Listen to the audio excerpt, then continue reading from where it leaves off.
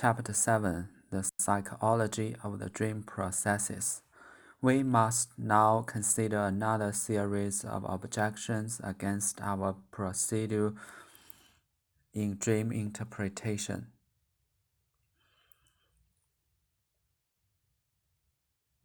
Procedure in dream interpretation. Procedure in dream interpretation. For we proceeded by dropping all the directing ideas which at another times control reflection, directing our attention to a single element of the dream, nothing the involuntary thoughts that associated themselves with these elements. We then take up the next component of the dream content and repeat the operation with this, and regardless of the direction taken by the thoughts, we allow ourselves to be led onwards by them, rambling from one subject to another. At the same time, we harbor the confident hope that we may in the end, and without intervention on our part, come upon the dream thoughts from which the dream originated. We must now consider another series of objections against our procedure in dream interpretation, for we proceed by dropping all the directing ideas which at the other times control reflection, directing our attention to a single element of the dream, noting the involuntary thoughts that associate themselves with this element. For we proceeded by dropping all the directing ideas which at another times control reflection, directing our attention to a single element of the dream, noting the involuntary thoughts that associated themselves with this element. We then take up the next component of the dream content and repeat the operation with this, and regardless of the direction taken by the thoughts, we allow ourselves to be led onward by them, rambling from one subject to another. At the same time, we harbor the confident hope that we may in the end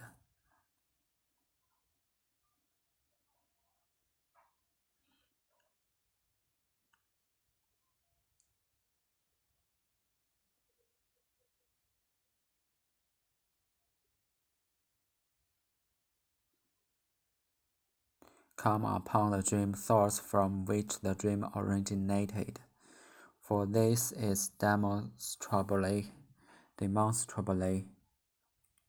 incorrect to state that we abandon ourselves to an aimless exertion of thought when, as in the interpretation of dreams, we renounce reflection and allow the involuntary ideas to come to the surface. It can be shown that we are able to reject only those directing ideas which are known to us, and that with the cessation of these unknown, or as we inexactly say, unconscious directing ideas immediately exert their influence, and henceforth determine the flow of the involuntary ideas. Thinking without directing ideas cannot be ensured by any influence we ourselves exert on our own psychic life. Neither do I know of any state of psychic derangement in which such a mode of thought established itself. The psychiatrists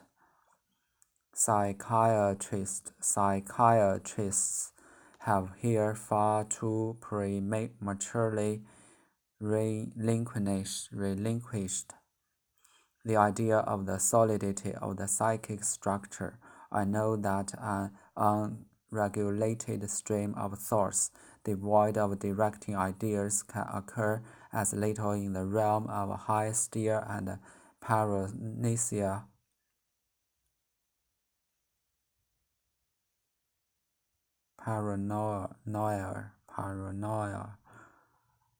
Hysteria and paranoia as in the formation or solution of dreams.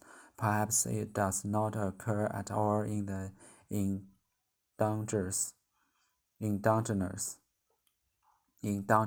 psychic affections, and according to the ingenious hypothesis of Lurat, even the deliria observed in confused psychic states have meaning and are incomprehensible to us only because of omissions. I have had the same conviction whether I have had an opportunity to observing such states. The deliria are the work of censorship which no longer makes any effort to conceal its sway, which instead of lending its support to a revision that is no longer obnoxious to it, it cancels regardless anything to which it objects, thus causing the remnant to appear disconnect. This censorship proceeds like the Russian censorship on the frontier, which allows only those foreign journals which have had certain pages blacked out to fall into the hands of the reader to be protected. For it is demonstrably incorrect to state that we abandon ourselves to an aim. For it is demonstrably incorrect to state that we abandon ourselves to an aimless excursion of thought when, as in the interpretation of dreams, we renounce reflection and allow the involuntary ideas to come to the surface. It can be shown that we are able to reject only those directing ideas which are known to us, and that with the cessation of these the unknown, or as we inexactly say, unconscious, directing ideas immediately exert their influence, and henceforth determine the flow of the involuntary ideas. Thinking without directing ideas cannot be ensured by any influence we ourselves exert on our own psychic life. Neither do I know of any state of psychic derangement in which such a mode of thought established itself. The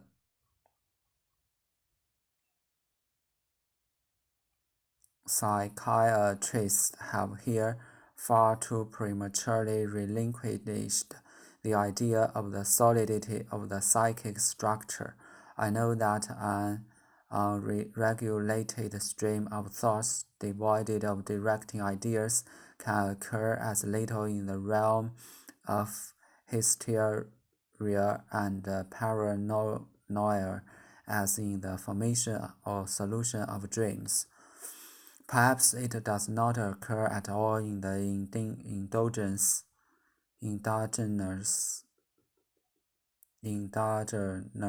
psychic affections, and according to the ingenious hypothesis of Lauret, even the deliria observed in confused psychic states have meaning and are incomprehensible to us only because of omissions. I have had the same conviction wherever I have had the opportunity to observing such states. The deliria are the work of censorship which no longer makes any effort to conceal its sway, which instead of lending its support to a revision that is no longer obnoxious to it, conceals counsels regardless anything to which it objects, thus causing the remnant to appear disconnected. This censorship proceeds like the Russian censorship on the frontier, which allows only those foreign journals which have had a certain passage blacked out to fall into the hands of the readers be protected. The free play of ideas following any chain of associations may perhaps occur in case of destructive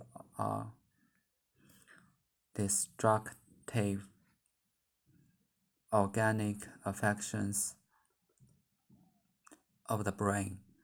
What, however, is taken to be such in the neurosis may always be explained as the influence of the censorship in a series of thoughts which have been pushed into the foreground by the concealed directing ideas. It has been considered an unmistakable sign of free association unencumbered by directing ideas if the emerging ideas or images appear to be connected by means of the so-called superficial associations, that is, by assonance, verbal ambiguity, and temporal coincidence without inner relationship of meaning. In other words, if they are connected by all these associations which we allow ourselves to exploit in wit and playing upon words, this distinguishing mark holds good with associations which lead us from the elements of the dream content to the intermediary thoughts, and from these to the dream thoughts proper. In many analyses of dreams, we have found surprising examples of this. In this, no connection was too loose, and no witticism too objectionable to serve as a bridge from one thought to another, but the correct understanding of such surprising tolerance is not far to seek. Whenever one psychic element is connected with another by obnoxious and superficial associations, there exists also a correct and more profound connection between the two, which succumbs to the resistance of the censorship. The free play of ideas following any chain of associations may perhaps occur in cases of destructive organic affections of the brain. The free play of ideas following any chain of association may perhaps occur in case of destructive organic affections of the brain.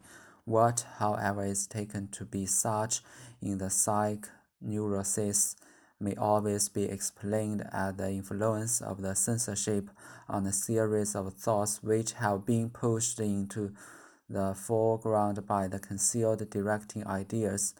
It has been considered an unmistakable sign of free association, unencumbered by directing ideas if the emerging ideas appear to be connected by means of the so-called superficial associations, that is, by assonance, verbal ambiguity, and temporal coincidence without inner relationship of meaning. In other words, if they are connected by all those associations which we allow ourselves to exploit it in weight and playing upon words. This distinguished mark holds good with associations which leads us from the elements of the dream connected to the interminably thoughts, and from this to the dream thoughts proper. In many analyses of dreams, we have found surprising examples of this. In this, no connection was too loose and no weighticism too objectionable to serve as bridge from one thought to another. But the correct understanding of such surprising tolerance is not far to seek. Whenever one psychic element is connected with another by an abominations and superficial association, there exists also a correct and more profound connection between the two, which succumbs to the resistance of the censorship. The correct explanation for the predominance of the superficial associations is the pressure of the censorship and not the suppression of the directing ideas. Whenever the censorship renders the more normal connective path impossible, the superficial associations will replace the deeper ones in the representation. It is as though in a mountainous region, a general interruption of traffic, for example, an inundation, should render the broader highways impassable. Traffic would then have to be maintained by steep and inconvenient trucks used at other times only by the hunter. The correct explanation for the predominance of the superficial associations is the pressure of the censorship and not the suppression of the directing ideas. Whenever the censorship renders the normal connective paths impossible, the superficial associations will replace the deeper ones in the representation. It is as though in a mountainous region, a general interruption of traffic, for example, an inundation, should render the broad highway impossible. Traffic would then have to be maintained by steep and inconvenient tracks used at other times only by the hunter. We can here distinguish two cases which, however, are essentially one. In the first case, the censorship is directed only against the connection of two thoughts which, being detached from one another, escape its opposition. The two thoughts even enter successive into consciousness. Their connection remains concealed, but in its place there occurs to us superficial connection between the two, which would not otherwise have occurred to us, and which as a rule connect with another angle of the conceptual complex instead of that from which the suppressed but essential connection proceeds. Or in the second case, both thoughts, owing to their connect, succumb to the censorship. Both then appear not in their correct form, but in a modified, substituted form, and both substituted thoughts are so selected as to represent, by a superficial association, the essential relation which existed between these that they have replaced, under the pressure of the censorship. The displacement of a normal and a vital association by one superficial and apparent absurd has thus occurred in both cases. We can here distinguish two cases which, however, are essentially one. In the first case, the censorship is directed only against the connection of two thoughts which, being detached from one another, escape its opposition. The two thoughts then enter successively to consciousness.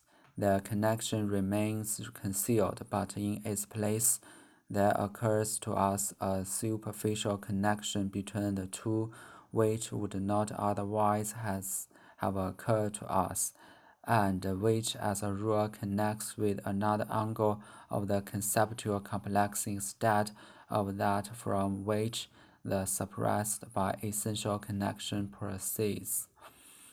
Or in the second case, both thoughts, owing to their connects, succumb to the censorship. Both then appear not in their correct form, but in a modified substitute form. And both substituted thoughts are so selected as to represent, by a superficial association, the essential relation which existed between those that they have replaced. Under the pressure of the censorship, the displacement of normal and vital association by one superficial and apparent absurd as thus occurred in both cases. Because we know of this displacement, we unhesitatingly rely upon even the superficial associations which occur in the course of dream interpretation. Because we know of this displacement, we unhesitatingly rely upon even the superficial association which occur in the course of dream interpretation.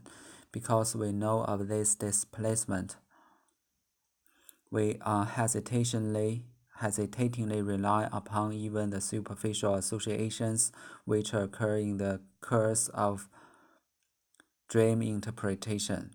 The psychoanalysis of neurotics makes abundant use of the true principle that with the abandonment of the conscious directing ideas, the control over the flow of ideas is transferred to the concealed directing ideas, and that superficial associations are only a displacement substitute for suppressed and more profound ones. Indeed, psychoanalysis makes these two principles the foundation stones of its technique. When I request a patient to dismiss all reflection and to report to me whatever comes into his mind, I firmly cling to the assumption that he will not be able to drop the directing idea of the treatment, and I feel justified in concluding that what he reports, even thought it may seem to be quite ingenious and arbitrary, has some connection with his morbid state. The psychoanalysis of neurotics makes abundant use of the two principles, that with the abandonment of the conscious directing ideas, the control over the flow of ideas is transferred to the concealed directing ideas, and that superficial associations are only a displacement substitute for suppressed and more profound ones. Indeed, psychoanalysis makes these two principles the foundation stones of its technique. When I request a patient to dismiss all reflection and to report me whatever comes into his mind, I firmly cling to assumption that he will not be able to drop the directing idea of the treatment, and I feel justified in concluding that what he reports, even though it may seem to be quite ingenious and arbitrary, has some connection with his